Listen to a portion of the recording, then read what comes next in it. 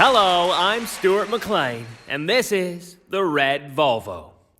David Lynch once said, coffee is like ideas. Even bad coffee is better than no coffee at all.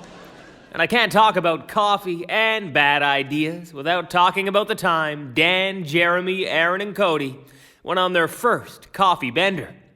Of all the stories about coffee that I know, this is the only one that fills me with that visceral feeling of dread and awareness of a situation that just couldn't possibly get worse.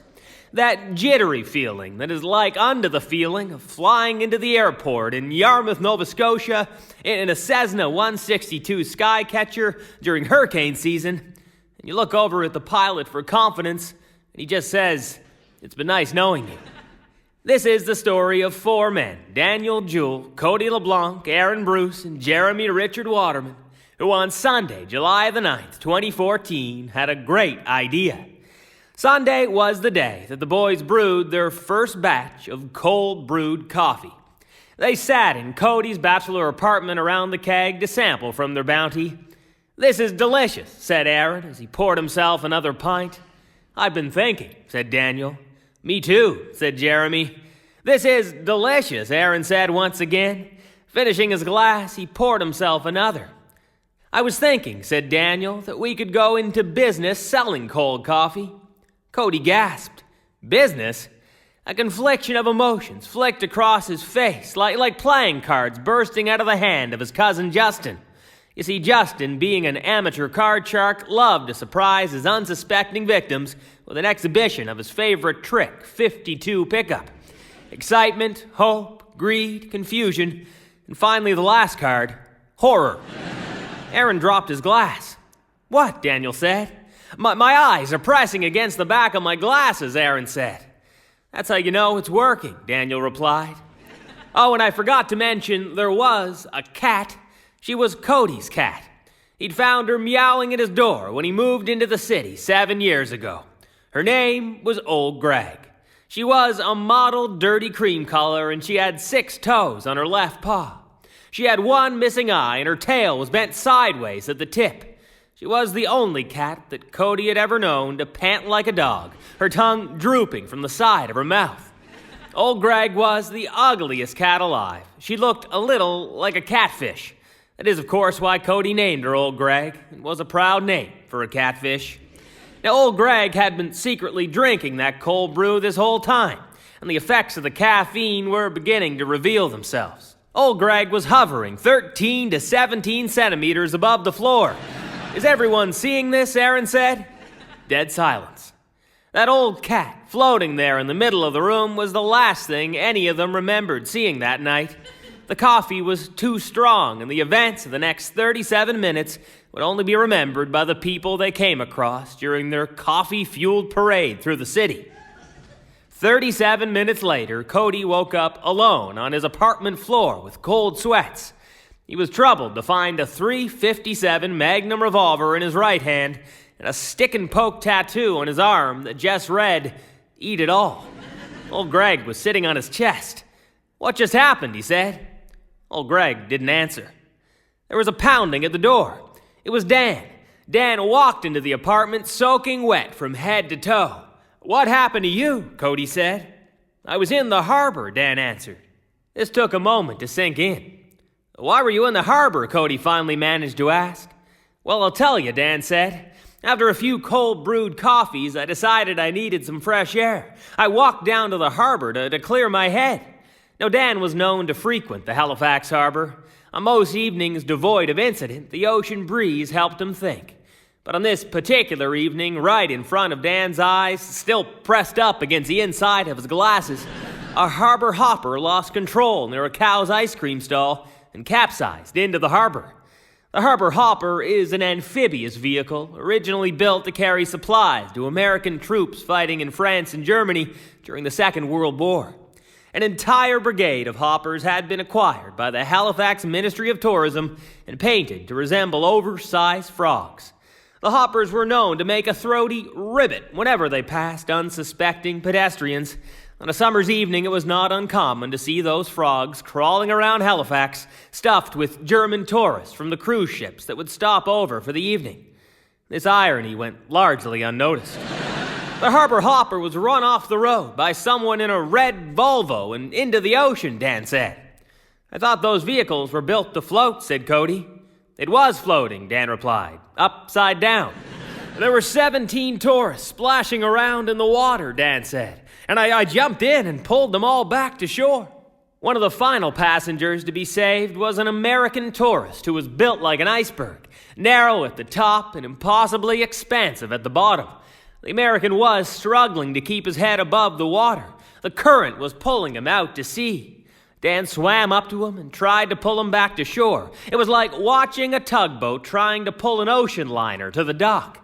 After they had been swimming for a while, Dan looked down and noticed a tattoo on the man's arm. What's that? Dan said. It's an anchor, the man gurgled. That irony was not lost on Dan. You must be a strong swimmer, Dan, Cody said. I can't even dog paddle, Dan replied, but I brought them all back safe. I even did a couple extra laps just to cool down. What is in this coffee? Just then, Aaron sat up from behind the coffee table, like Nosferatu awakening from his coffin. Aaron looked beaten up and was naked except for a pair of pinstripe boxer shorts. Dan and Cody screamed. They were still on edge from the coffee. Old Greg, annoyed by all the commotion, jumped onto the fridge. Where are your clothes? Dan said. I lost them to Margaret Atwood in a game of poker, said Aaron. Dan and Cody were dumbfounded. It could have been worse. She had had a couple cups of coffee and was intent on playing Russian roulette. Dan and Cody were still dumbfounded. You see, I met Margaret during a bidding war at a police auction, Aaron said. All that coffee had sort of gone to my head, and I find the auctioneer's voice strangely soothing. It helps me think.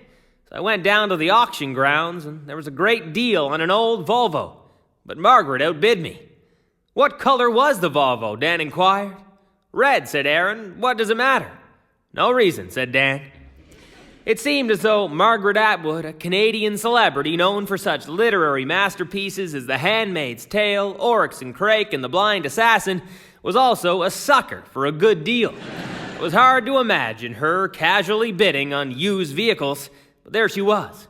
She had a commanding air about her.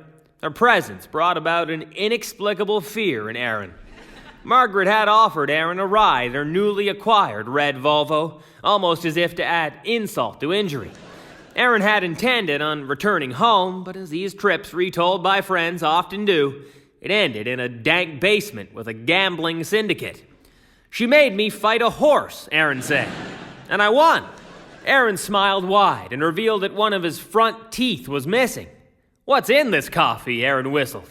Even old Greg stared at Aaron with his single eye and a look of disbelief. Just then, the phone rang. It was Jeremy. He was phoning collect from Bulgaria. He was speaking quickly in Bulgarian, and in the background they could hear the roar of applause. The boys had a hard time understanding him. He eventually switched to Canadian English. I've just won Bulgaria's Got Talent, he said. I'm the #1 Trapanka dancer in the country. The Trapanka is a Balkan folk dance from the Bulgarian region of Dobruja. It is distinctive for its heavy, earthy styling, pumping arm motions, and foot stomps. It is highly unlikely that Jeremy was the #1 Trapanka dancer in Bulgaria, though he was featured on the cover of Bulgarian People Weekly later that month. Just then, there was a gunshot in the distance. They just shot El Presidente, Jeremy said. El Presidente was the dancing goat that came in second. Wait a minute, said Cody. When did you learn Bulgarian? I don't recall, said Jeremy, who was now affectionately known as Comrade Tyrannosaurio. It all started after the coffee tasting. I was going to buy some Hot Pockets. They helped me think. Jeremy had always loved Hot Pockets.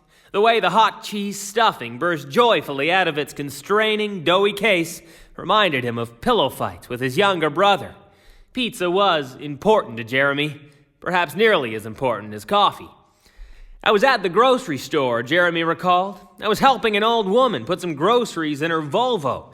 I was arm deep in her trunk when I felt a sharp pain in the back of my head, and then nothing until I woke up in a cargo plane flying above the Mediterranean Sea. What color was the Volvo? Aaron asked. Burgundy, said Jeremy. What does it matter? No reason, said Aaron. Anyways, it wasn't all that bad this trip, said Jeremy. Now I am a celebrity in Bulgaria. Also, I met a Canadian expat named Josh in the Sofia airport. Found him roaming the departure gate in a sombrero holding a large plastic rooster. He thought he was in Colombia. Josh owns a brewery in Halifax called The Good Robot, Jeremy explained. He wants to try infusing our coffee into one of their beers. Cody realized he hadn't said anything in some time. He'd been listening in awe to the stories currently unfolding before him. He looked down at the mysterious tattoo and the cold pistol that was still in his hand. Infusing coffee into beer, Cody said. What's the worst that could happen? Old Greg stared out the window with his one good eye at the red Volvo parked just outside. It was of no consequence.